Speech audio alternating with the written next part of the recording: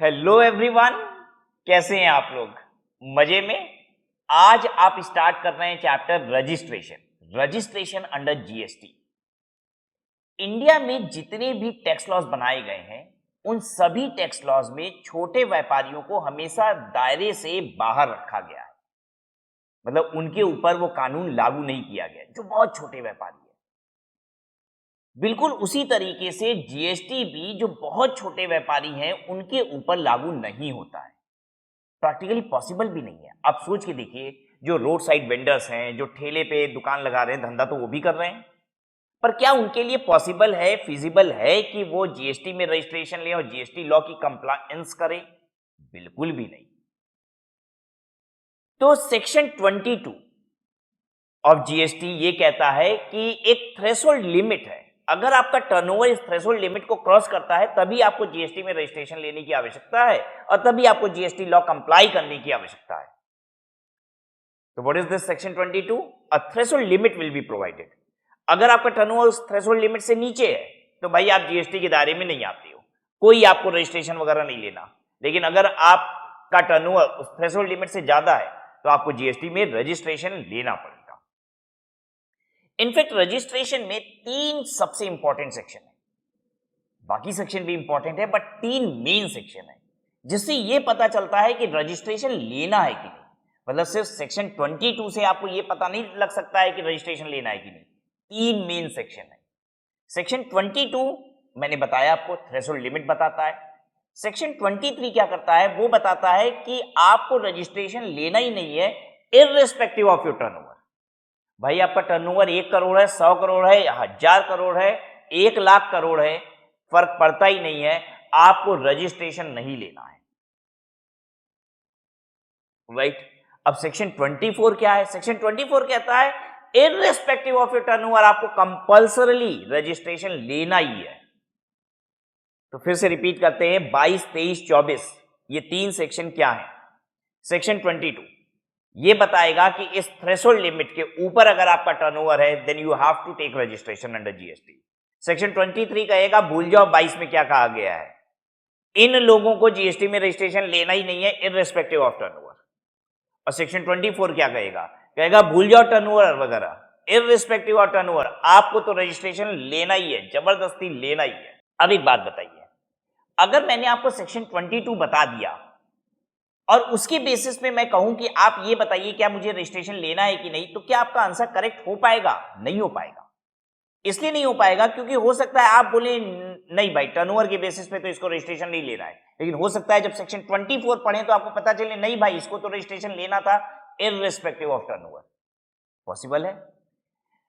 ऐसा भी पॉसिबल है कि आप ये बताएं कि इसे रजिस्ट्रेशन लेना है सेक्शन 22 के बेसिस पे, लेकिन जब 23 पढ़ लें तो आपको लगे नहीं ये तो इररिस्पेक्टिव ऑफ टर्नओवर इसको तो रजिस्ट्रेशन लेना ही नहीं था। तो unless you have studied all 3 section 22, 23, 24 आप ये नहीं बता पाएंगे कि इसे रजिस्ट्रेशन लेना है या फिर नहीं लेना है। बट स्टिल हमें तो स्टेप बाय स्टेप चलना है। पहले मैं सेक्शन 22 पढ़ाऊंगा तो ये चेक करूंगा कि आप सेक्शन 22 को अच्छे से सीख गए कि नहीं।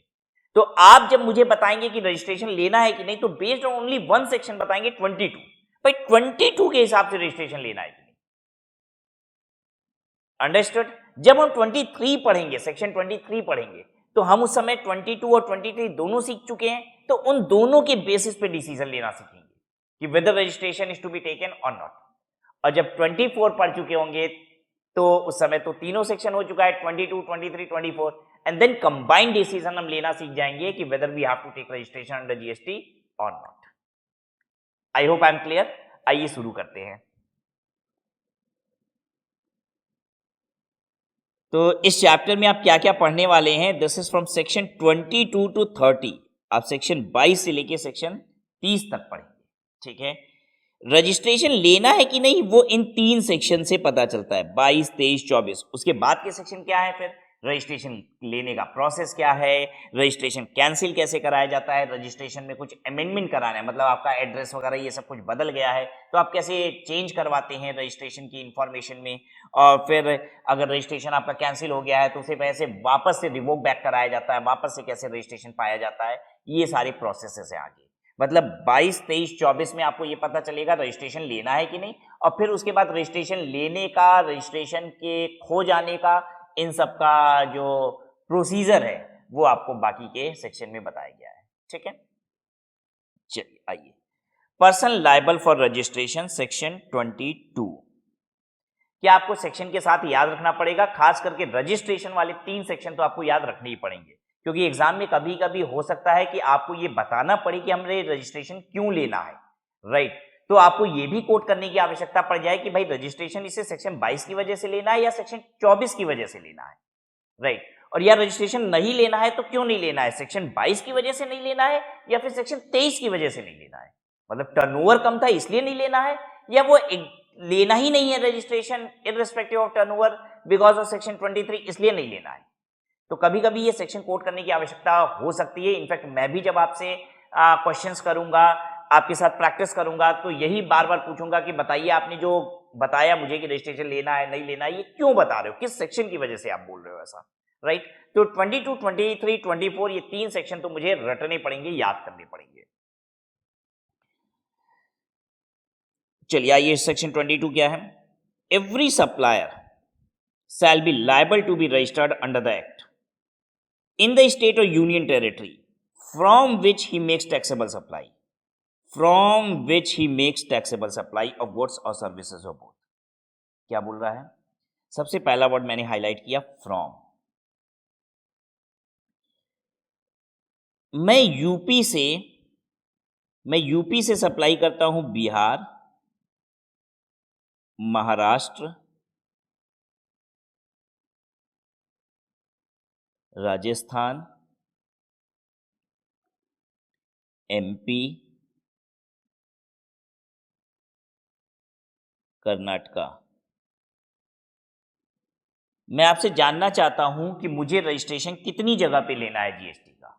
मैं यूपी से माल बेचता हूं, कहां कहां, ये 5 स्टेट में बेचता हूं, बिहार, महाराष्ट्र, राजस्थान, एमपी, कर्नाटका। मुझे रजिस्ट्रेशन कितनी जगह लेना है, सिर्फ एक जगह लेना है। फ्रॉम जहां से सप्लाई हो रही है, ये वर्ड लिखा हुआ है। From which he makes taxable supply to the state he makes taxable supply, ऐसा नहीं कह रहा।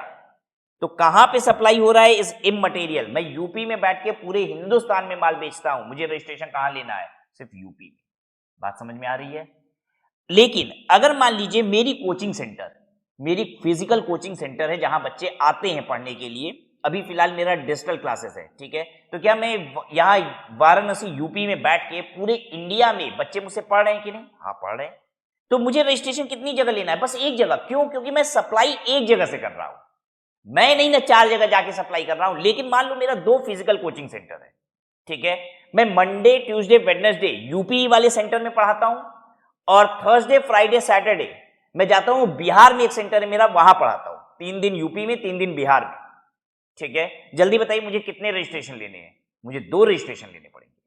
मैं कहां कहां से सर्विस देता हूं ये इंपॉर्टेंट है, कहां कहां से सर्विस लेने वाले लोग मुझसे अटैच हैं उससे मतलब नहीं है। बात समझ में आ रही है। तो मुझे रजिस्ट्रेशन लेना है from which I am making taxable supply. अब हिंदुस्तान में कितने स्टेट है मालूम है, 28 स्टेट। कितनी यूनियन टेरिटरी है, 8 यूनियन टेरिटरी। पता है बैंक कहां कहां होती है, बैंक क्या सब स्टेट और यूनियन टेरिटरी में होती है, हाँ। अब जैसे स्टेट बैंक ऑफ इंडिया क्या सारी स्टेट और यूनियन टेरिटरी में होगी, हाँ सब में है। तो बताइए कितना रजिस्ट्रेशन होगा स्टेट बैंक ऑफ इंडिया का, उसका ये रजिस्ट्रेशन होगा 36, ठीक है। एचडीएफसी बैंक क्या सारी स्टेट यूनियन टेरिटरी में होगी, हाँ मेरे हिसाब से सभी में होगी। कितना रजिस्ट्रेशन करा के बैठी होगी एचडीएफसी बैंक, 36 रजिस्ट्रेशन। आ रही बात समझ में सबको। तो अब जहां जहां से सर्विस दे रहे हो, जिस जिस प्लेस से आप सर्विस दे रहे हो वहां रजिस्ट्रेशन लेना होता है आपको, ठीक है।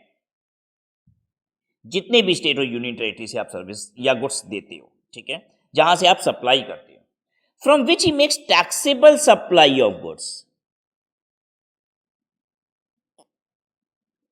अब ये देखिए क्या बोल रहा है, अगर आप टैक्सेबल सप्लाई ऑफ गुड्स करते हो तभी आपको जीएसटी में रजिस्ट्रेशन लेना है। ओ टर्नओवर बेस्ड रजिस्ट्रेशन है, लेकिन इंपॉर्टेंट ये है कि आप टैक्सेबल सप्लाई करते हो तभी आपको जीएसटी में रजिस्ट्रेशन लेना है, ठीक है। ओके, तो इस बात को समझते हैं। सब्जियों पे जीएसटी नहीं है, मैं यूपी से सब्जी बेचता हूं, जल्दी बताइए मुझे जीएसटी में रजिस्ट्रेशन लेना है, नहीं। आपका टैक्सेबल सप्लाई होना चाहिए। अंडरस्टूड? मैं फ्रेश मिल्क बेचता हूं, मैं ग्वाला हूं, दूध वाला हूं, मैं दूध बेचता हूं, मुझे जीएसटी में रजिस्ट्रेशन लेना है। पहले आपकी नॉलेज के लिए मुझे ऐड करना पड़ेगा कि जो दूध फ्रेश मिल्क है इस पे जीएसटी का रेट कितना है, 0%, इस पे जीएसटी नहीं है, तो वो एग्जेम्प्ट प्रोडक्ट में आता है। ठीक है, तो क्या मुझे जीएसटी में रजिस्ट्रेशन लेने की आवश्यकता है? नहीं। टर्नओवर कितना भी हो, मुझे जीएसटी में रजिस्ट्रेशन लेने की आवश्यकता नहीं है। किताबों पर जीएसटी नहीं होता, क्या आपको पता है ये बात? किताबों पर जीएसटी नहीं होता। हालांकि कॉपियों पे, बाकी स्टेशनरीज पर जीएसटी है, लेकिन किताब पर जीएसटी नहीं है, बुक्स पर जीएसटी नहीं होता। तो अगर मैं सिर्फ बुक बेचता हूं तो क्या मुझे जीएसटी में रजिस्ट्रेशन लेने की आवश्यकता है? नहीं।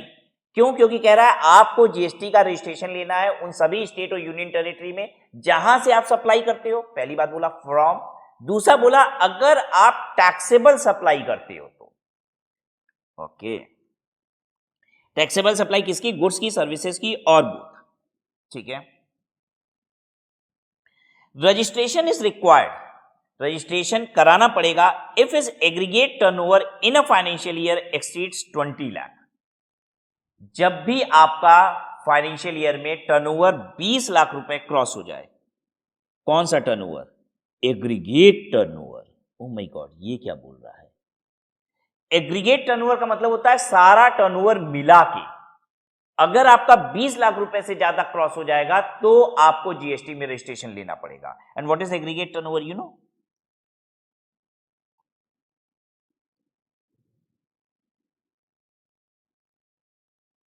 बहुत पहले स्टार्टिंग की क्लासेस में आपने पढ़ा था, एग्रीगेट टर्नओवर में 3 चीजें आती हैं। क्या क्या आती हैं? एग्रीगेट टर्नओवर में आता है नॉन टैक्सेबल सप्लाई, फिर दूसरा आता है एग्जेम्प्ट,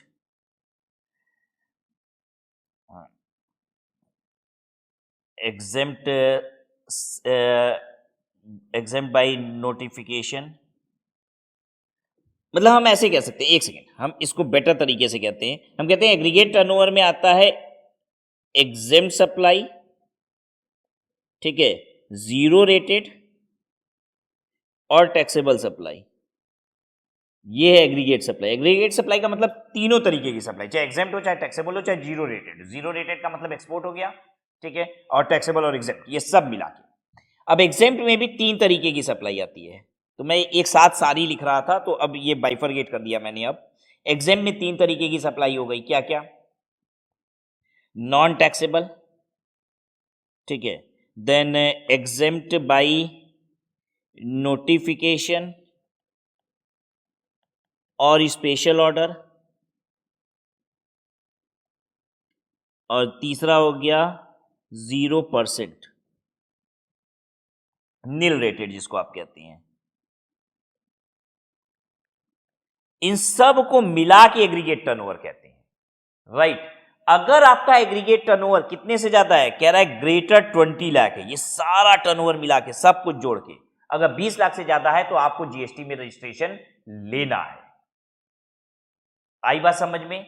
लेकिन रजिस्ट्रेशन कब लेना है? जब टैक्सेबल सप्लाई है आपकी, ये होना जरूरी है। टोटल हम मारेंगे सबका, लेकिन ये होना जरूरी है। इसका मतलब समझिएगा ध्यान से, अगर मान लीजिए मेरी सिर्फ और सिर्फ एग्जेम सप्लाई है, ये वाली सप्लाई है, सिर्फ एग्जेम सप्लाई है, क्या मुझे जीएसटी में रजिस्ट्रेशन लेने की आवश्यकता पड़ेगी? एग्जेम सप्लाई है, सिर्फ ये वाली सप्लाई है, क्या मुझे जीएसटी में रजिस्ट्रेशन लेने की आवश्यकता पड़ेगी? नहीं पड़ेगी। अगर ये वाली सप्लाई का टोटल 20 लाख से ज्यादा है तो रजिस्ट्रेशन लेने की आवश्यकता है? नहीं। क्यों? क्योंकि ये होना जरूरी है, ये होना जरूरी है, टैक्सेबल सप्लाई होना जरूरी है। मैं फिर से समझाता हूं, बहुत ध्यान से समझिएगा मेरी बात। कोल्ड ड्रिंक एक टैक्सेबल सप्लाई है, ठीक है। अब समझो, मैं एग्जांपल के तौर पे लिखता हूं, यहां पे लिख देता हूं टैक्सेबल सप्लाई में कोल्ड ड्रिंक। कोल्ड ड्रिंक समझ रहे हो ना, पेप्सी, कोको कोला, ठीक है, ये टैक्सेबल सप्लाई, इस पे जीएसटी लगता है, ठीक है, और बहुत दबा के जीएसटी लगता है। मालूम है कोल्ड ड्रिंक पे जीएसटी का रेट कितना है? एकदम हाईएस्ट वाला जीएसटी 28% जीएसटी लगता है। नॉर्मली हर प्रोडक्ट पे जीएसटी का रेट क्या होता है? 12%, 18%, ठीक है, इतना ही होता है। और जो बेसिक नेसेसिटी वाली चीजें उस पर तो सरकार 5% जीएसटी लेती है, लेकिन कोल्ड ड्रिंक पे लगता है 28% जीएसटी। पता है क्यों? क्योंकि सरकार कहती है ये लग्जरी है भाई। हम लोग कौन से देश में है? दूध छाछ वाले देश में है हम लोग। यहाँ पे पेप्सी, थम्स अप पीना क्या है? लग्जरी है। ठीक है, रईसियत है भाई साहब। आप पेप्सी कोको कोला पीते हैं, अगर आप भी पीते हैं तो आप समझिए आप रईस हैं। ठीक है, हमारी सरकार कहती है ये सब रईसियत है, इसलिए 28% जीएसटी लेती है। अब नील रेटेड का एग्जांपल ले लेते हैं, फ्रेश मिल्क, ये हो गया नील रेटेड। अच्छा, अब आपके मन में ना बहुत विचार आते होंगे, जब भी मैं प्रोडक्ट की बात करता हूँ तो 100 और प्रोडक्ट मन करता होगा कि सर इसका भी पूछ लेते, सर बता ही देते तो मजा ही आ जाता है, इस पे जीएसटी का रेट क्या है। मत सोचना और ना ही खुद खोजने की कोशिश करना, इतने आइटम है ना जिसका जीएसटी रेट आपको याद करना नहीं है। और मेरी मजबूरी है कि मुझे एग्जाम्पल लेने के लिए एक दो आइटम का नाम और उसका जीएसटी रेट बताना पड़ता है, ये मेरी मजबूरी है, इसलिए बता रहा हूं। नहीं तो जीएसटी का रेट आपको ना तो जानने की आवश्यकता है, ना फ्यूचर में कभी जानने की आवश्यकता पड़ेगी। ठीक है, और वो हर समय चेंज भी होता रहता है, तो क्या ही दिमाग लगाना। इतनी लंबी लिस्ट है कि दुनिया में किसी को नहीं पता कि किस आइटम पे जीएसटी का रेट क्या होता है। हर कोई अपने रेलेवेंट जीएसटी आइटम्स जिसमें वो डील कर रहा होता है उसके जीएसटी रेट को ध्यान में रखता है, दैट्स ऑल। जैसे मुझे अगर जरूरत है तो सिर्फ एक जीएसटी रेट जानने की आवश्यकता है कि भाई एजुकेशन पे जीएसटी का रेट क्या है, तो वो है 18%। ठीक है, अच्छा, क्या अभी आपने सीखा कि 20 लाख से ज्यादा की अगर सप्लाई है तो जीएसटी में रजिस्ट्रेशन लेना है। ठीक है, जल्दी बताइए। एक मैंने बताया फ्रेश मिल्क, ठीक है, आप सिर्फ फ्रेश मिल्क सेल करते हो और कितने का साल भर में करते हो मालूम है? 30 लाख रुपए की दूध बेचते हो साल में। जीएसटी में रजिस्ट्रेशन लेना है, जीएसटी में रजिस्ट्रेशन लेना है, नहीं लेना है। ठीक है, अगर आप नहीं समझ पा रहे हो तो बड़ी दिक्कत की बात है।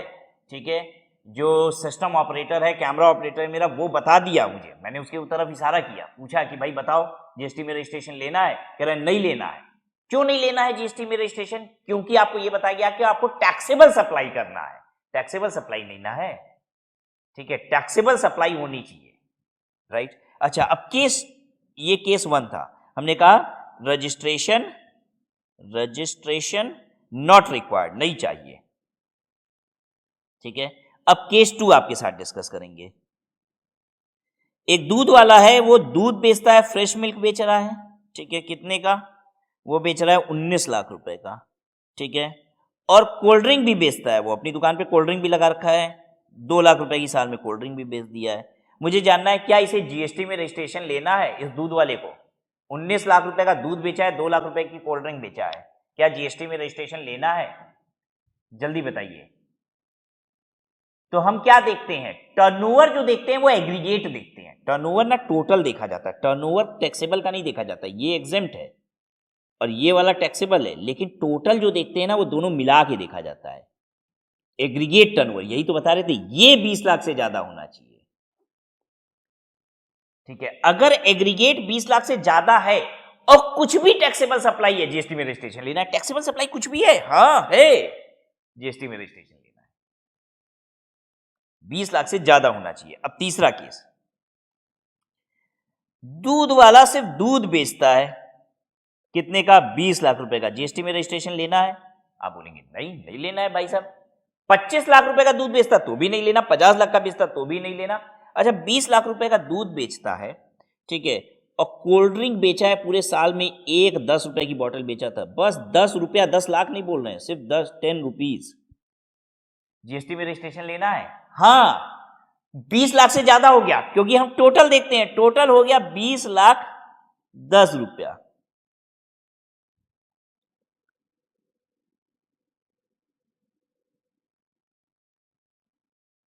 एक सेकंड, गलत लिख दिया मैंने, 20 लाख 10 रुपये, 1 जीरो कम हो गया।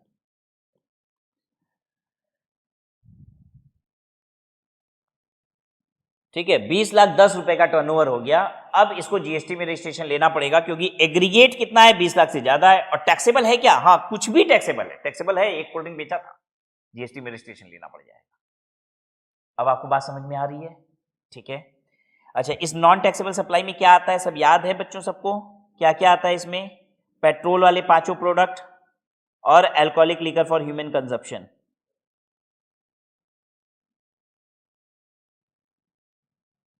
ठीक है, अच्छा, एक पेट्रोल पंप वाला सिर्फ पेट्रोल बेच रहा है, क्या उसको जीएसटी में रजिस्ट्रेशन लेना है? सिर्फ पेट्रोल बेचता है, जीएसटी में रजिस्ट्रेशन लेना है? जल्दी बताइए, जल्दी बताइए, नहीं, जीएसटी में रजिस्ट्रेशन नहीं लेना है क्योंकि पेट्रोल यहां नॉन टैक्सेबल में आता है और टैक्सेबल सप्लाई, मैंने कहा सिर्फ पेट्रोल बेचता है, जीएसटी में रजिस्ट्रेशन नहीं लेना। लेकिन पेट्रोल पंप पे आप देखेंगे ना, लुब्रिकेंट की पाउच भी बेचते हैं, सब देखा है, लुब्रिकेंट की पाउच बेचते हैं, और लुब्रिकेंट टैक्सेबल आइटम है, वो यहां आता है, टैक्सेबल सप्लाई है। अब बताइए, एक पेट्रोल पंप वाला पेट्रोल भी बेचता है और लुब्रिकेंट भी बेचता है और मिला के 20 लाख से ज्यादा बेचता है, क्या रजिस्ट्रेशन लेना पड़ेगा? हाँ। अगर वो पेट्रोल बेचता है मान लो 25 लाख रुपए का, सिर्फ पेट्रोल बेचता है साल में 25 लाख रुपए का, रजिस्ट्रेशन लेना है? नहीं। लेकिन साल भर में 10,000 रुपए की लुब्रिकेंट बेच देता है, अब उस 25 लाख के साथ 10,000 रुपए की लुब्रिकेंट भी बेच देता है, क्या अब रजिस्ट्रेशन लेना है? हाँ, लेना पड़ेगा। हाँ सर, मजा तो आ रहा है। अच्छा सर, बहुत बात कर ली, आप एग्जाम के बारे में बात करें, टैक्सेबल के बारे में बात करें, जीरो रेटेड के बारे में बात नहीं कर रहे, टर्नओवर में ये भी काउंट होगा। अगर आपका जीरो रेटेड सप्लाई है तो आप जीएसटी में रजिस्ट्रेशन जरूर लेते हैं। पता है क्यों लेते हैं? क्योंकि मैंने बताया कि जब आप एक्सपोर्ट करते हैं ना, तो इनपुट टैक्स क्रेडिट का आपको रिफंड मिल जाता है। तो रिफंड तभी मिल पाएगा जब आप जीएसटी में रजिस्टर्ड है, नहीं होंगे तो फिर आईटीसी का रिफंड वगैरह जीएसटी का लेंगे कैसे? इसलिए जीरो रेटेड वाला भी जीएसटी में रजिस्ट्रेशन लेगा। अगर ये जीएसटी में रजिस्ट्रेशन नहीं लेगा तो इसका रिफंड मर जाएगा बेचारे का, राइट। और बेसिकली रिक्वायरमेंट भी होती है, आपको लेना भी पड़ेगा कंपल्सरीली, क्योंकि जब आप एक्सपोर्ट टर्नओवर कर रहे होते हैं तो हम जीएसटी के पोर्टल पे एक परमिशन लेते हैं कि भाई हम एक्सपोर्ट कर रहे हैं, मतलब एक इंफॉर्मेशन दिया जाता है कि हम एक्सपोर्ट कर रहे हैं, राइट। ऐसा ना हो कि हम जीएसटी पे नहीं कर रहे हैं और प्राइमा फेसी डिपार्टमेंट को कैसे पता चलेगा कि भाई आप एक्सपोर्ट कर रहे हो इसलिए आप जीएसटी पे नहीं कर रहे हो अपने आउटपुट पे, राइट। तो ये एक इंफॉर्मेशन, एक फॉर्म भरा जाता है जिससे परमिशन भी आ जाती है, ठीक है, कि आप एक्सपोर्ट कर सकते हैं विदाउट पेइंग टैक्सेस। तो जीरो रेटेड वाले भी लेते हैं, ठीक है। तो ये इसका जीरो रेटेड वाले लेते हैं, इसका सेक्शन 22 से कोई लेना देना नहीं है, ठीक है। तो ये हम अलग से ये बात को देख लेंगे, और इनफैक्ट मैंने बता ही दिया पूरी बात की जीरो रेटेड वाला इसलिए भी लेगा क्योंकि उसको खुद को क्या चाहिए, आईटीसी का रिफंड चाहिए। दूसरी इंपॉर्टेंट बात, डिपार्टमेंट को इन्फॉर्म भी करना पड़ता है कि हम एक्सपोर्ट कर रहे हैं, ठीक है। दिस इज डन, ये आपको क्लियर हो गया। आगे बढ़ते हैं। This threshold limit will be 10 lakh. ओ, अब ये क्या कह रहा है? ये 20 लाख जो अभी तक पढ़े दिमाग लगा लगा के, कह रहा है ये 10 लाख हो जाएगा अगर टैक्सेबल पर्सन अपना धंधा कहां पे कर रहा है? स्पेशल कैटेगरी स्टेट में। अभी 4 स्टेट बता रहा है, मणिपुर, मिजोरम, नागालैंड एंड त्रिपुरा। अगर आप बिजनेस कहां कर रहे हो, सप्लाई कहां से कर रहे हो? मणिपुर, मिजोरम, नागालैंड, त्रिपुरा, रटना पड़ेगा ये सब, मणिपुर, मिजोरम, नागालैंड, त्रिपुरा। तो आपकी लिमिट 10 लाख हो गई। जो बार बार 20 लाख बोल रहे थे ना, वो लिमिट 10 लाख हो जाएगी अगर आप इस स्टेट में काम कर रहे हो, ठीक है। अब बात आती है सर कैसे याद रहेगा ये नाम, मणिपुर, मिजोरम, नागालैंड, त्रिपुरा? तो हमने इसका बहुत सिंपल सा, देखिए हमेशा ट्रिक बनानी पड़ती है ना खुद को याद रखने के लिए, तो मैं अपनी ट्रिक बताऊं मैंने कैसे याद रखा है ये स्टेट का नाम। हम ऐसे याद रखते हैं इसको, हम कहते हैं make my trip to Nagaland, MMT, make my trip तो सबने सुना है, हम कहते हैं make my trip to Nagaland, MMT Nagaland, ऐसे करके याद कर लिए, MMT नागालैंड, ठीक है। और फिर M से और MMT इन सब से और भी स्टेट के नाम है, तो यही कैसे याद रहेंगे? तो फिर हमने याद रखा है कि ये जितने भी MMT में हैं स्टेट के नाम, ठीक है, वो सभी 7 अल्फाबेट्स के हैं, 7 अल्फाबेट्स के हैं, ताकि मुझसे गलती ना हो जाए, बस ऐसे याद रख लिया है, MMT नागालैंड। आसान हो गया, अब याद रहेगा कि नहीं? Make my trip to Nagaland, इसमें 10 लाख है राइट। तो MMT, M, मिजोरम, मणिपुर, मिजोरम, त्रिपुरा, इन तीनों में देखिए 7-7 अल्फाबेट है, 7 इसमें भी, 7 अल्फाबेट इसमें भी और 7 इसमें भी। अब याद हो जाएगा, मणिपुर, मिजोरम, त्रिपुरा, ठीक है, MMT। चलिए, ये तो मैंने ट्रिक सिखा दी आपको याद करने की, ये मैंने की थी ट्रिक पढ़ाई का पार्ट नहीं होता है बच्चों, आप अपनी ट्रिक बना सकते हैं याद करने के लिए। मुझे जहां पे लगता है कि मैं हेल्प कर सकता हूं तो वो मैंने कर दी, ठीक है। अच्छा, अब आप आगे पढ़िए, देखिए बोलेगा 20 लाख की लिमिट 40 लाख होगी। Any person who is engaged in exclusive supply of goods and whose aggregate turnover in the financial year does not exceed 40 lakh. अभी 40 लाख की भी लिमिट है, तो सर क्या है एक बार ठीक से बताइए, अच्छे से समझ में नहीं आ रहा है, कहीं बोल रहा है 20 लाख है, कहीं 10 लाख है, कहीं 40 लाख है, क्या है? तो आप ऐसे समझिए, 3 कैटेगरी में स्टेट को डिवाइड कर दो। कैटेगरी 1,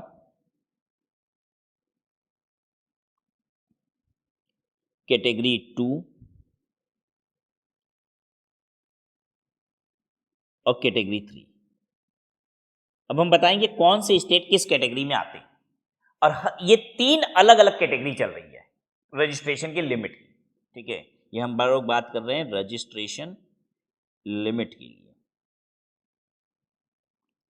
कैटेगरी 1 में जो भी स्टेट आते हैं उन पे लिमिट क्या है कि आप सप्लाई चाहे गुड्स की कर रहे हो, चाहे सर्विसेज की कर रहे हो, चाहे बोथ कर रहे हो। देखिए ध्यान दीजिएगा, जी लिख रहे हैं गुड्स के लिए, एस लिख रहे हैं सर्विसेज के लिए, बी लिख रहे हैं बोथ के लिए। आप कुछ भी कर रहे हो तीनों में से, ठीक है। अगर आपका एग्रीगेट टर्नओवर 10 लाख से ज्यादा है, ग्रेटर 10 लाख है, चाहे कुछ भी कर रहे हो, तीनों के लिए एक ही लिमिट है। तीनों के लिए, चाहे गुड्स की सप्लाई है, चाहे सर्विसेज की सप्लाई है, चाहे दोनों की सप्लाई है, सब मिला के एग्रीगेट टर्नओवर अगर आपका 10 लाख रुपए से ज्यादा है, हर जगह टर्नओवर की बात हो रही है, एग्रीगेट ध्यान रखिएगा, ठीक है। टोटल टर्नओवर आपका, मतलब जब हम बोलते हैं ना गुड्स की सप्लाई कर रहे हैं तो मतलब एक्सक्लूसिव गुड्स ही बेचते हैं, हम सिर्फ गुड्स बेचते हैं। सर्विसेज मतलब हम एक्सक्लूसिव सर्विस देते हैं बस। और गुड्स बोथ का मतलब ये हो गया कि हम कुछ गुड्स की भी सप्लाई कर रहे हैं, सर्विसेज की भी सप्लाई कर रहे हैं, फिर मेरा पूरा एग्रीगेट टर्नओवर देखा जाएगा। अगर वो 10 लाख रुपए से ज्यादा है तो मुझे रजिस्ट्रेशन लेना है जीएसटी में, जो लोग कैटेगरी 1 में आते हैं। और यहाँ पे 3 लोग आते हैं, make my trip to Nagaland, MMT Nagaland आता है यहाँ पे, ये 4 स्टेट्स आते हैं, ठीक है। फिर कैटेगरी 2 में क्या है, आप सप्लाई कर रहे हो चाहे गुड्स की, चाहे सर्विसेज की, चाहे दोनों की, ठीक है। आपके ऊपर जो लिमिट आएगी वो आएगी ग्रेटर 20 लाख रुपए के ऊपर रजिस्ट्रेशन करने की, चाहे कुछ भी सप्लाई कर रहे हैं। कैटेगरी 3 में जो स्टेट्स आते हैं, अगर आप सप्लाई कर रहे हैं गुड्स की, सर्विसेज की, बोथ की, अगर आप गुड्स की सप्लाई कर रहे हैं तो ग्रेटर 40 लाख पे रजिस्ट्रेशन की लिमिट आएगी, और सर्विसेज या बोथ कर रहे हैं तो ग्रेटर 20 लाख रुपए पे रजिस्ट्रेशन की लिमिट आती है आपके ऊपर, रजिस्ट्रेशन की रिक्वायरमेंट आती है आपके ऊपर। ये समझ में आई बात कि थर्ड कैटेगरी में जो स्टेट है, अगर गुड्स की सप्लाई है तब तो तुम्हारी लिमिट 40 लाख की है, और अगर तुम सर्विसेज देते हो या गुड्स एंड सर्विस दोनों मिला के देते हो तो लिमिट कितनी हो जाएगी फिर 20 लाख।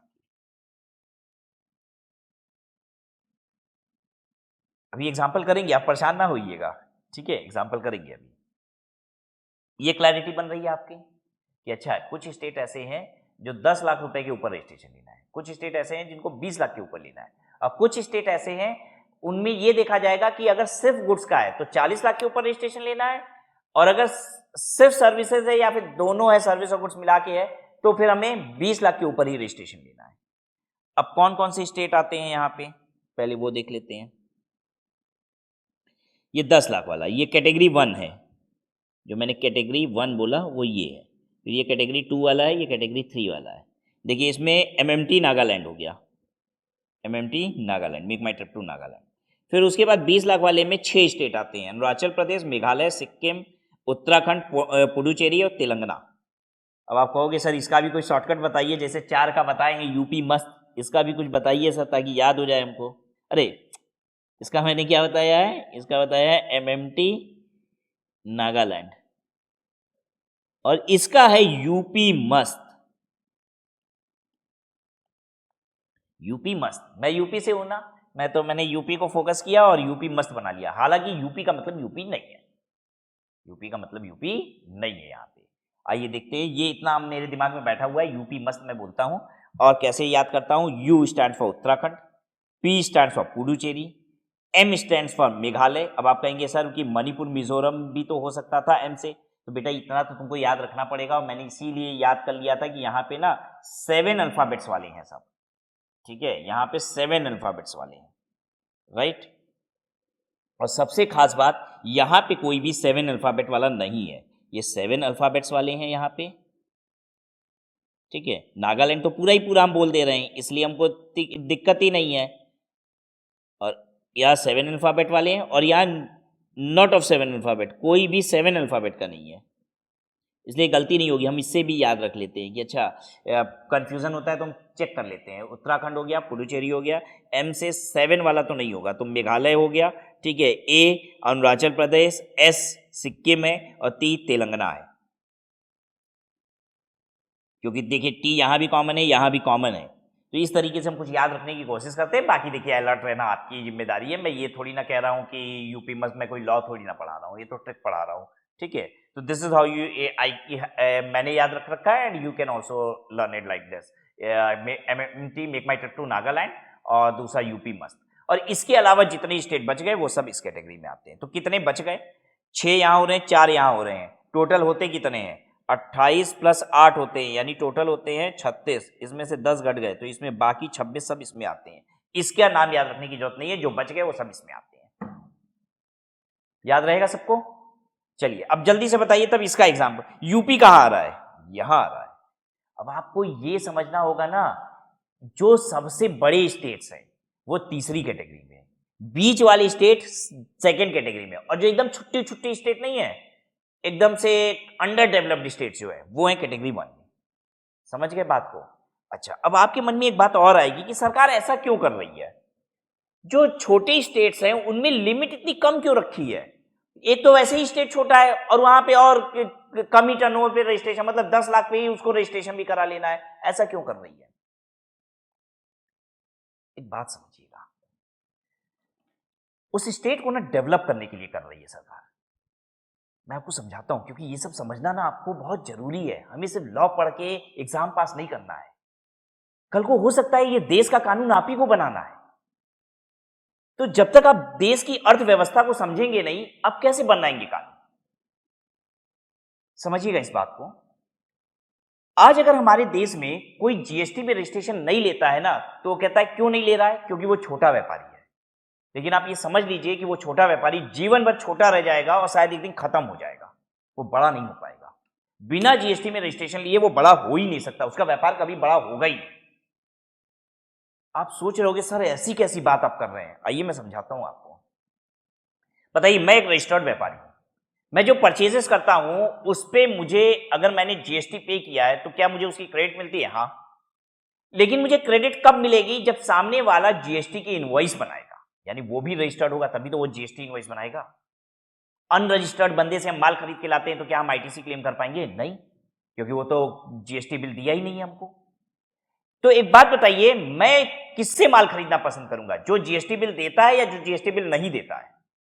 मैं जो जीएसटी बिल देता है उससे माल खरीदूंगा। क्या जो जीएसटी बिल नहीं देता है क्या वो माल सस्ता दे रहा है? नहीं यार, वो माल सस्ता थोड़ी ना दे रहा है। 10 रुपए की चिप्स की पैकेट 10 रुपए की मिलती है हर जगह। चाहे वो जीएसटी लगा के स्पेंसर से जाओगे तो जीएसटी लगा के बिल में देता है, मतलब बड़ी शॉप में जाओगे तो जीएसटी अलग से लगा के देता है, लेकिन देता 10 रुपए की है। छोटा दुकानदार भी 10 रुपए की दे रहा है। चिप्स की क्रेडिट नहीं मिलेगी। मैं एग्जाम्पल के तौर पर आपको समझाने की कोशिश कर रहा हूं। दूसरा एग्जाम्पल ले लेते हैं ऑफिस से रिलेटेड। मैं 10 रुपए की पेन मंगाता हूं, छोटे व्यापारी से मंगाऊं चाहे बड़े व्यापारी से मंगाऊं, देगा कितने का? 10 रुपया का ना देगा, 10 रुपए की पेन। लेकिन बड़ा व्यापारी जीएसटी जोड़ के 10 रुपया बनाएगा, होगा कि नहीं?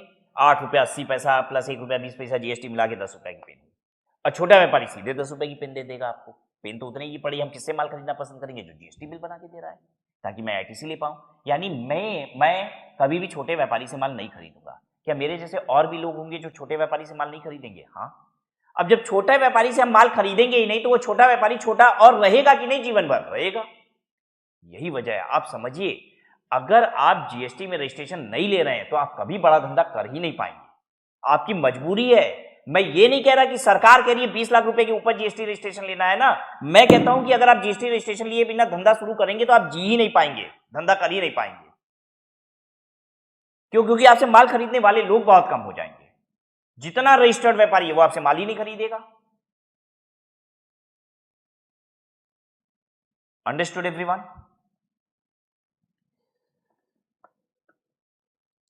चलिए हम बात करते हैं अपनी study at home private limited की।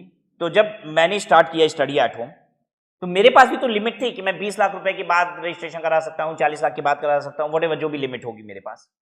मैंने कब रजिस्ट्रेशन कराया था? मैंने पहले दिन ही रजिस्ट्रेशन करा लिया था या बाद में रजिस्ट्रेशन कराया था? जब लिमिट क्रॉस हो गई तब। मैंने पहले दिन ही रजिस्ट्रेशन करा लिया, फर्स्ट डे ही रजिस्ट्रेशन किया। और पहले दिन से ही मैंने जीएसटी सरकार को देना शुरू कर दी। क्यों? क्योंकि उस समय हमारे पास ना बहुत सारे फ्रेंचाइज पार्टनर्स भी हुआ करते थे, राइट, जो हमारे वीडियो लेक्चर्स को फर्दर सेल करते थे।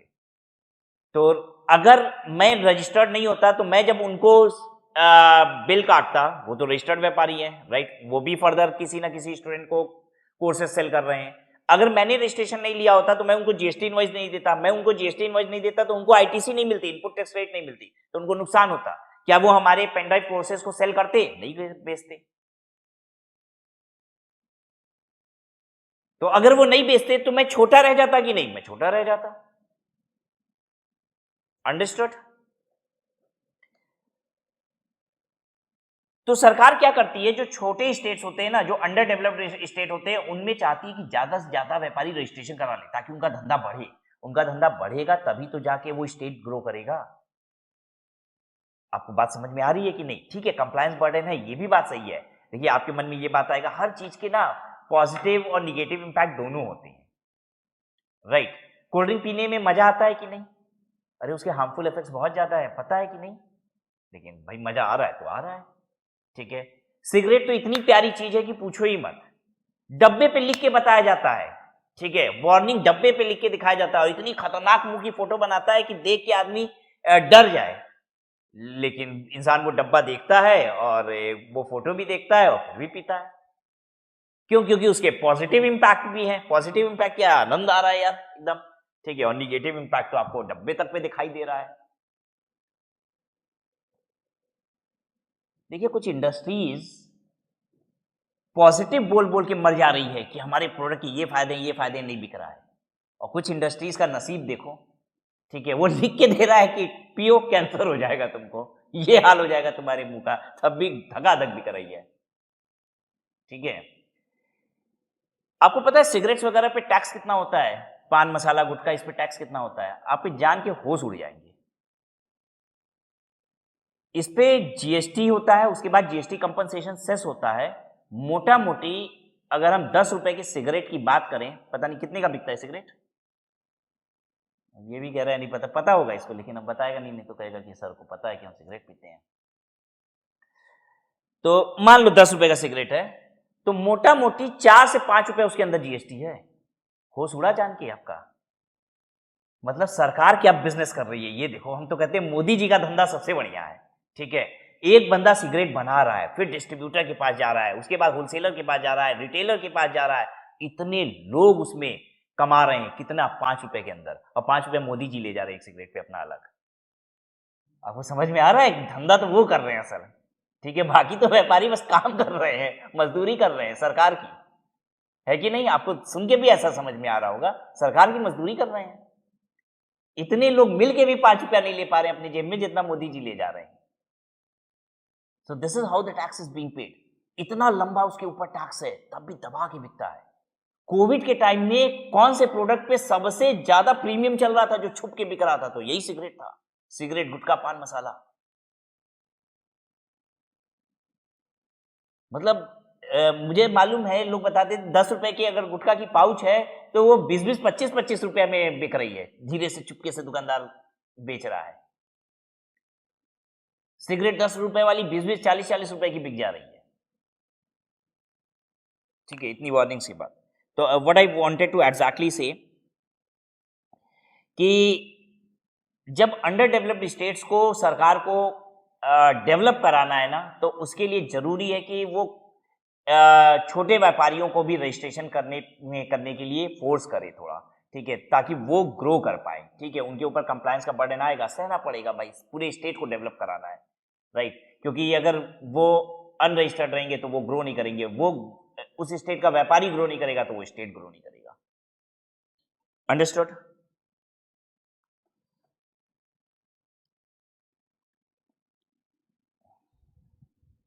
चलिए एक काम करते हैं, अभी हम लोग ने पूरा सेक्शन 22 भी नहीं पढ़ा है, लेकिन जितना पढ़ा है उसके बेसिस पे मैं चाहता हूं कि थोड़ा बहुत आपके साथ एग्जांपल्स करूं। आप पसंद करेंगे करना? करिए जरा सा, मैं देखूं आप कितना कर पाते हैं। मैं आपको बताऊंगा कि सप्लायर कौन है, फिर मैं बताऊंगा कि वो सप्लाई क्या चीज की कर रहा है, फिर मैं बताऊंगा कि उसका एग्रीगेट टर्नओवर क्या है, फिर मैं बताऊंगा कि फिर मैं आपसे पूछूंगा कि रजिस्ट्रेशन की रिक्वायरमेंट है क्या, ठीक है, तो ये आप बताएंगे। सप्लायर यूपी का है, सप्लाई कर रहा है गुड्स की, और उसका एग्रीगेट टर्नओवर 35 लाख रुपए का है। क्या उसको रजिस्ट्रेशन लेना है? यूपी कौन सी कैटेगरी में आएगा? पहला, दूसरा, तीसरा? पहले तो ये सोचो, पहले दूसरे में नहीं आता है। 4 वाले में एमएमटी नागालैंड में नहीं है, और यूपी मस्त में भी नहीं है। यूपी आएगा तीसरी वाली कैटेगरी में। तीसरी वाली कैटेगरी में गुड्स की लिमिट कितनी है? 40 लाख है, ठीक है ना। गुड्स की लिमिट 40 लाख है। सर्विसेज की लिमिट कितनी है? 20 लाख है। सर्विसेज और या फिर गुड्स और सर्विस दोनों का कॉम्बिनेशन है तो भी 20 लाख की लिमिट है। अच्छा, मैं क्या देता हूं आपको? गुड्स की सर्विस, मैं सर्विस देता हूं, ठीक है ना। मैं आपको कोई गुड्स देता हूं क्या? कोई सामान बेचता हूं? नहीं, मैं आपको सर्विस बेचता हूं, ठीक है। एजुकेशन एक सर्विस है, तो एक गुड्स बेचता है यानी कपड़े वपड़े बेचता होगा, जूते बेचता होगा, वट एवर। तो इसे रजिस्ट्रेशन की आवश्यकता है नहीं, क्योंकि 40 लाख की लिमिट है, ठीक है।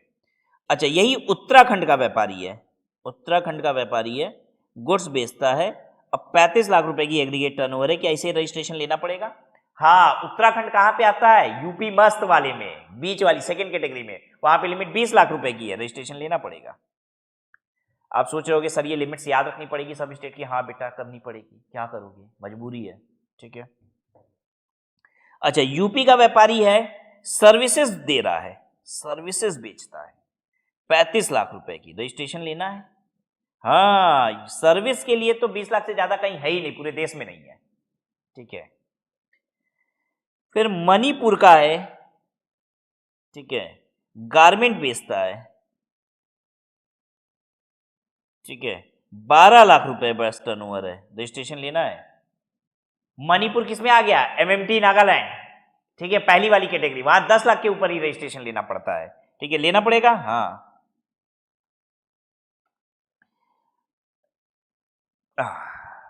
अब आते हैं अगली मजेदार बात पे।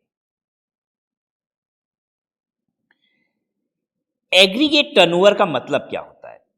मैंने बताया इन सब का मिला के टर्नओवर, ठीक है, इन सभी का टर्नओवर पैन इंडिया का,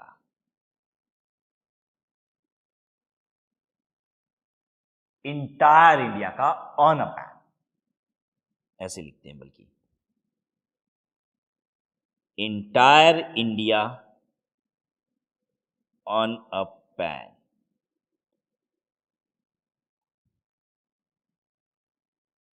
ध्यान से समझिए।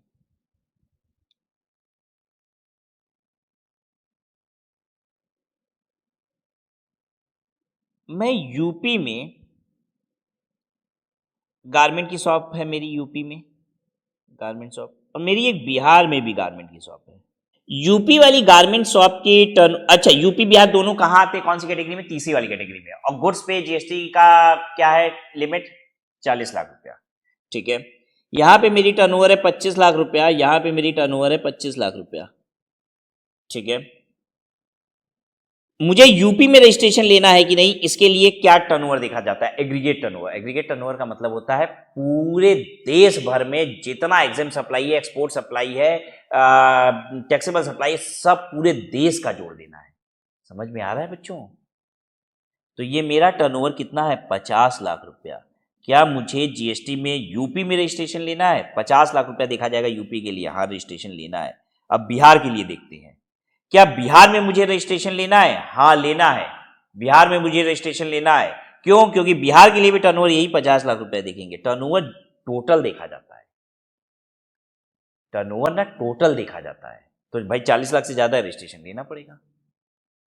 आई बात समझ में? अच्छा, अब देखिए अगली बात। अब ये सब एग्जाम्पल थोड़ा कॉम्प्लेक्स हो रहा है, बहुत ध्यान से समझिएगा नहीं तो गड़बड़ हो जाएगा। अब फिर से एग्जाम्पल 2, मेरी यूपी में गारमेंट शॉप है,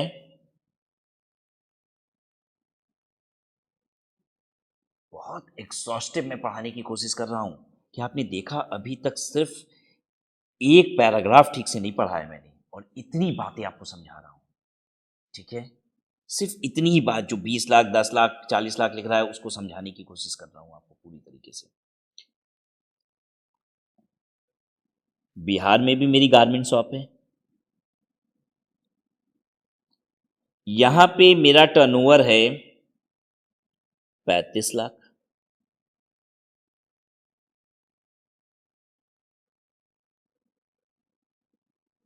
नहीं, एक सेकंड,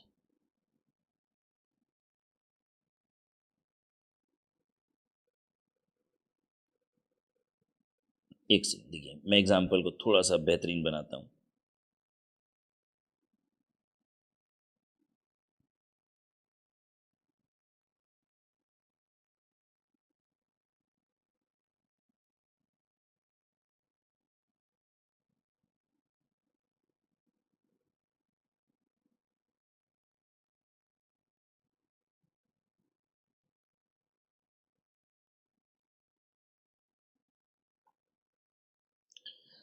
मेरी यूपी में गारमेंट शॉप है, 15 लाख रुपए का टर्नओवर है। उत्तराखंड में भी मेरी गारमेंट शॉप है, 7 लाख रुपए का टर्नओवर है मेरा। ठीक है, जैसा लिमिट बताइए कितनी कितनी होती है। यूपी में लिमिट कितनी है? अगर मैं कपड़ा बेच रहा हूं तो लिमिट कितनी है? लिमिट की बात कर रहा हूं, लिमिट कितनी है यूपी की? 40 लाख। और उत्तराखंड की लिमिट कितनी है? 20 लाख। ठीक है, लेकिन हमको जब देखना है रजिस्ट्रेशन लेना है कि नहीं लेना है, तो हम ये कैसे देखना होता है? टोटल टर्नओवर देखना होता है, पूरा मेरे देश भर में कितना माल बिकता है। तो मेरा टर्नओवर टोटल है 22 लाख रुपया। ठीक है, क्या मुझे यूपी में रजिस्ट्रेशन लेना है? देखिए जरा सर, वहां लिमिट 40 लाख रुपए की, 22 लाख रुपए का टर्नओवर है मेरा, रजिस्ट्रेशन लेना है? यूपी में तो दिख रहा है नहीं लेना है। अच्छा आगे बढ़ते हैं, उत्तराखंड में लेना है रजिस्ट्रेशन। उत्तराखंड में 20 लाख की लिमिट है, 22 लाख का टर्नओवर है, मुझे उत्तराखंड में रजिस्ट्रेशन लेना है। ठीक है, अब आगे सुनिएगा, अगर आप पूरे देश में एक जगह भी रजिस्ट्रेशन लेंगे एक पैन पे, तो दूसरे स्टेट में लेना ही पड़ेगा। Oh my God, oh my God, oh my God. अब यानी टर्नओवर की बात यहाँ पे है ही नहीं है, यहाँ पे मुझे दूसरे स्टेट में लेना ही पड़ेगा। आप एक स्टेट में रजिस्टर्ड, दूसरे स्टेट में अनरजिस्टर्ड नहीं हो सकते। अगर आप एक भी जगह रजिस्टर्ड है पूरे इंडिया में, तो you will have to get yourself registered in all the states. If you are registered in one state, you will have to register in all the states. Oh, so register in UP also. इसलिए UP में register करना पड़ेगा। मजा आया ये पढ़ के? ये वाला अलग हो गया ना, थोड़ा सा अच्छा हो गया, मजा आया होगा। आइए फिर से तीसरा एग्जांपल देखते हैं। मेरी यूपी में शॉप है गारमेंट की, मेरी उत्तराखंड में भी गारमेंट की शॉप है।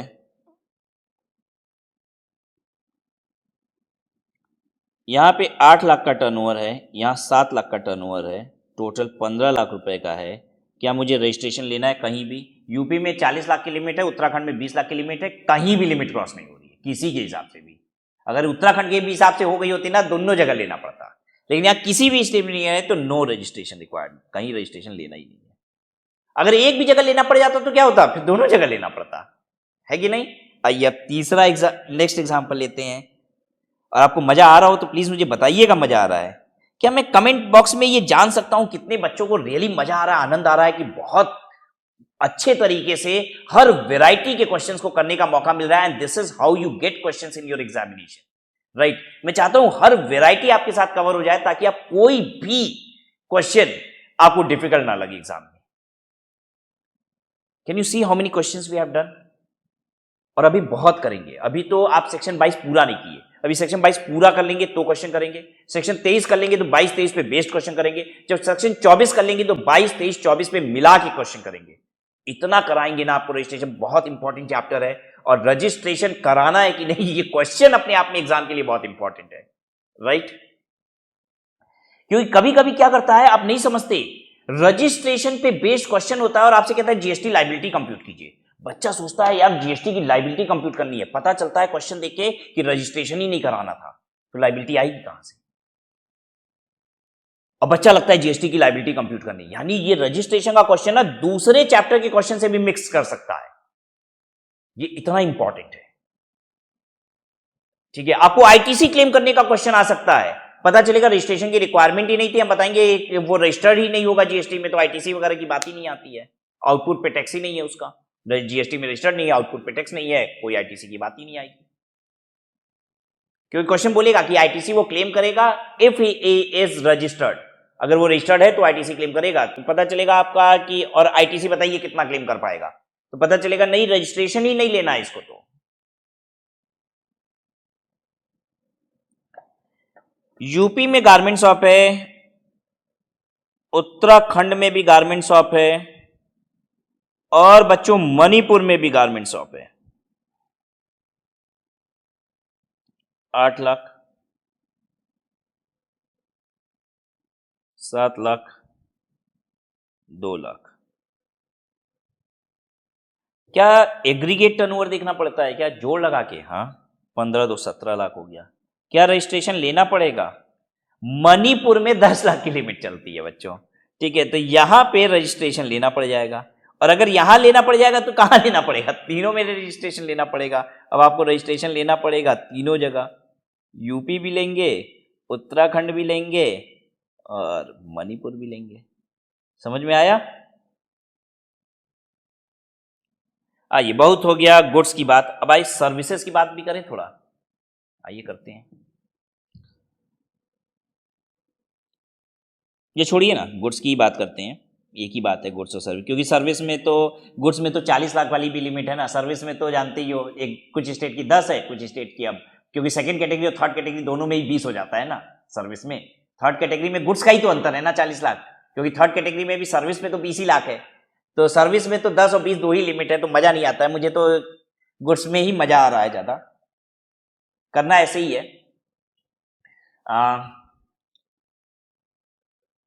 मेरी यूपी में स्टेशनरी शॉप है, और इसमें मैं बुक्स भी बेचता हूँ, और बुक्स बेचता हूँ और कॉपी बेचता हूँ, ठीक है। बुक होती है 0% और ये होती है टैक्सेबल, मतलब आपकी नॉलेज के लिए बता दिया। वैसे ही बिहार में भी मैं स्टेशनरी की शॉप चलाता हूँ, यहाँ पे भी बुक बेचता हूँ, कॉपी बेचता हूँ। टर्नओवर मैं बता देता हूँ सबका क्या क्या है। बुक का टर्नओवर है यहाँ पे 20 लाख रुपया, 1 लाख रुपए की कॉपी बेचता हूँ, ठीक है। यहाँ पे बिहार में किताब बेचता हूँ 18 लाख रुपए की,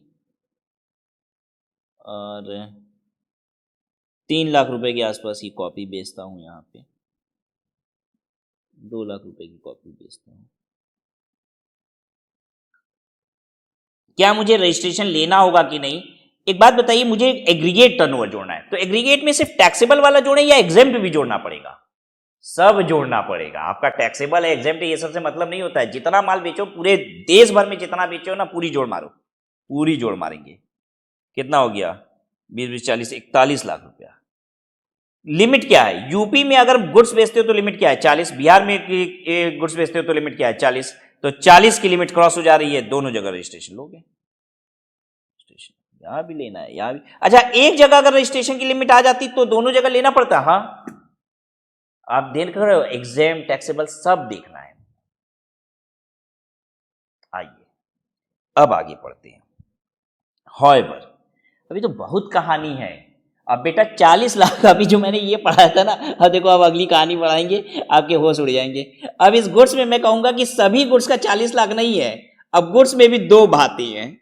ओ माय गॉड, कुछ गुड्स के लिए ग्रेटर 40 लाख है, और अभी कुछ गुड्स के लिए सिर्फ 20 ही लाख पे रजिस्ट्रेशन है। लो, अभी गुड्स में भी दो तरीके के गुड्स होते हैं। तुम समझे कहानी क्या है? कैटेगरी 1 में 10 लाख के ऊपर रजिस्ट्रेशन, कैटेगरी 2 में 20 लाख के ऊपर रजिस्ट्रेशन, कैटेगरी 3 में, अब कैटेगरी 3 में क्या देखना है कि सर्विस है तो 20 लाख के ऊपर, गुड्स सर्विस दोनों है तो 20 लाख के ऊपर, और गुड्स है तो कौन सा गुड्स है? क्योंकि कुछ गुड्स का 40 लाख है और कुछ गुड्स का 20 लाख है। सर एक ही बार में क्यों नहीं बता दिए? एक बार में बताते समझ में आता, तुम्हारे होश ही उड़ जाती। इतना ही बात समझाने में हमको इतना समय लग गया। अब आइए समझते हैं इस बात को। अब कौन से गुड्स हैं, देखो क्या बोल रहा है। However, it shall not apply to person engaged in making supplies of ice cream. Ice cream वाले के लिए, गुड्स में आइसक्रीम भी आएगा, आइसक्रीम वाले के लिए लिमिट 20 ही लाख है, उसका 40 लाख नहीं है। आइसक्रीम, अदर इडेबल आइस, अगर खाने वाला कोई भी आइस है तो, ठीक है, यानी खाने वाला आइस, इडेबल आइस और भी कोई तरीके का है, ठीक है। अब जैसे इडेबल आइसक्रीम आप समझ रहे हो, अरे आप वो खाए हो कि नहीं, जो कलर वाले पानी में सब पानी वाला बर्फ घुसाते हैं और ऐसे करके पकड़ा देते हैं, क्या कहते हैं उसको, पता नहीं क्या कहते हैं उसको, क्या बोला जाता है उसको, आप समझ गए हो ना। तो वो भी इडेबल आइस है, उस पे भी, उसके लिए भी यही रेट हो गया। पान मसाला पे, टोबैको पे, ठीक है, मतलब गुटखा वगैरह जो है, ठीक है। मैन्युफैक्चर्ड टोबैको, मतलब टोबैको से बना हुआ कोई भी प्रोडक्ट है, ठीक है। Manufactured tobacco substitute.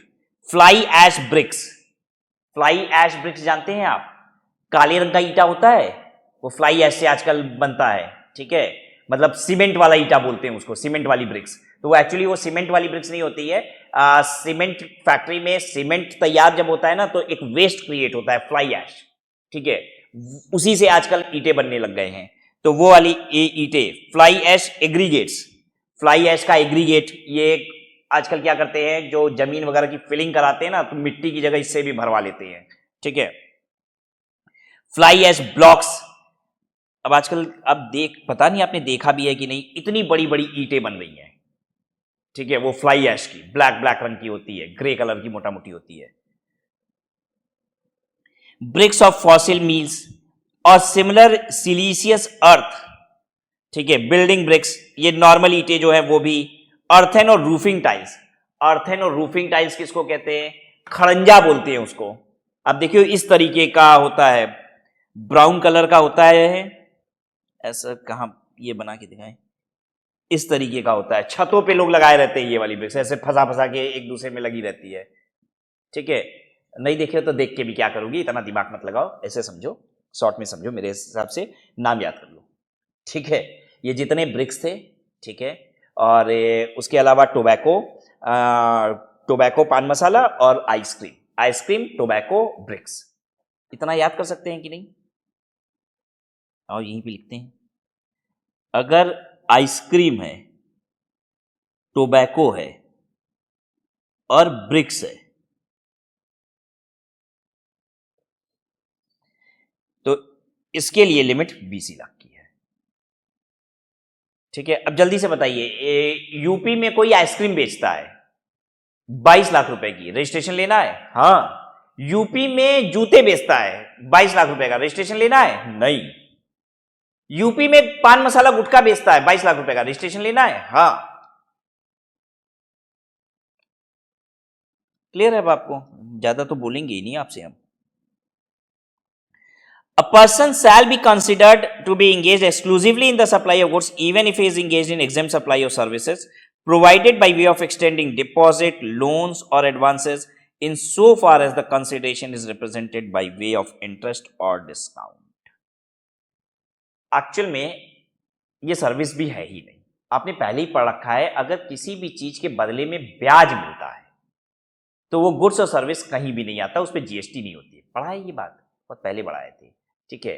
तो जैसे मान लीजिए हम लोगों को कर्ज पे पैसा देते हैं, उधार पैसा देते हैं और ब्याज कमाते हैं, ठीक है। तो ये ब्याज वाले को क्या सर्विस बोलेंगे, कह रहा है कुछ नहीं बोलेंगे यार, इसको कुछ नहीं बोलेंगे, इससे फर्क नहीं पड़ता है, ठीक है। अब जैसे ऐसे समझो, वो कहना क्या चाह रहा है मैं आपको समझा रहा हूं, कि मेरी गारमेंट शॉप है, ठीक है, मैं यूपी में हूं और मेरी गारमेंट शॉप है, मैं कपड़े बेचता हूं 35 लाख रुपए के, ठीक है, और मेरी ब्याज की इनकम है, मैं ब्याज से भी कमाता हूं, 6 लाख रुपया मुझे ब्याज का आया है। तो भैया मुझे कितना पैसा आया है, कुल मिला के 41 लाख रुपया हो रहा है, 40 लाख से ज्यादा हो गया, क्या रजिस्ट्रेशन लेना है, नहीं। कह रहा है ये ब्याज को नहीं कंसीडर करना है, ब्याज को उड़ा दो, ब्याज मतलब गुड सर्विस दोनों की डेफिनेशन में नहीं आएगा। अरे बात समझिए, मतलब ब्याज को काउंट करना ही नहीं है, ये कहना चाह रहा है, ठीक है। दूसरी इंपॉर्टेंट चीज सिर्फ यही नहीं कहना चाह रहा है ये टर्नओवर में काउंट होगा कि नहीं, वो एक दूसरी बात भी कहना चाह रहा है। कह रहा है कि ठीक है तुम काउंट नहीं करोगे, हमको बात समझ में आ रहा है, हम काउंट नहीं करोगे, ये समझ में आ रहा है, ध्यान से सुनो, वो कहना क्या चाह रहा है बहुत ध्यान देना पड़ेगा। तुम इसको काउंट नहीं करोगे, ये बात समझ में आ रहा है, लेकिन वो कह रहा है कि ठीक है अब टर्नओवर कितना, ये काउंट नहीं करोगे तो 35 लाख रुपया, लेकिन वो दे क्या रहा है, दे तो रहा है इंटरेस्ट, मतलब वो गुड्स दे रहा है ये, और इंटरेस्ट भी कमा रहा है, यानी वो सर्विस भी दे रहा है। तो क्या हम उसकी लिमिट यूपी में अगर उसे गुड्स देता है तो लिमिट है 40 लाख, लेकिन अगर वो गुड्स और सर्विस दोनों देता है तो लिमिट 20 लाख की है ना। तो कह रहा है दे तो दोनों रहा है, ठीक है मत करो ये भाई, गुड सर्विस कहीं नहीं आता है तो ये 6 लाख रुपए नहीं काउंट करेंगे, लेकिन क्या ये दोनों सप्लाई कर रहा है, बोथ कैटेगरी इसकी बोथ माने या सिर्फ गुड्स माने, ये वाली बात भी वो बता रहा है। कह रहा है इसकी कैटेगरी भी सिर्फ गुड्स मानोगे, बोथ नहीं मानोगे, इसलिए लिमिट 40 लाख की रहेगी इसके ऊपर। समझे बात को कि भैया अगर कोई ब्याज से पैसा कमा रहा है ना तो ब्याज के अमाउंट को भी नहीं जोड़ना है, और ब्याज जो आ रहा है उससे किसी का गुड्स, अगर वो गुड्स का सप्लाई है तो वो सर्विस का या बोथ का नहीं बन जाएगा। मतलब वो ब्याज जब कमा रहा है तो वो ब्याज कुछ भी नहीं है, ना गुड्स है ना सर्विस है, ऐसे मान लो। मतलब ब्याज कमाने की वजह से ना तो उसकी लिमिट पे चेंज आ रहा है और ना उसके टोटल में ब्याज का अमाउंट कंसिडर होगा और ना ही उसके लिमिट पे कोई परिवर्तन होगा। मतलब ये पूरा उड़ेगा, ये दोनों तरफ से उड़ेगा। मतलब जब हम इंटरेस्ट 6 लाख रुपए जोड़ रहे हैं तो 6 लाख रुपया कटेगा और इंटरेस्ट ये भी काट दो, और अब देखो क्या है सिनेरियो। मतलब डिसीजन ये पूरा काटने के बाद लेना है, सिर्फ 6 लाख काटने के बाद नहीं लेना है, ये इंटरेस्ट भी काट दो और अब डिसीजन लो। अंडरस्टूड? चलिए, हालांकि सेक्शन 22 में अभी और भी बातें हैं, बट हम लोग आज की क्लास को यहीं पे स्टॉप करते हैं। हमने बहुत कुछ सीखा आज की क्लास में, हम लोग कंटिन्यू करेंगे नेक्स्ट क्लास में सेक्शन 22 को ही, राइट? Will stop.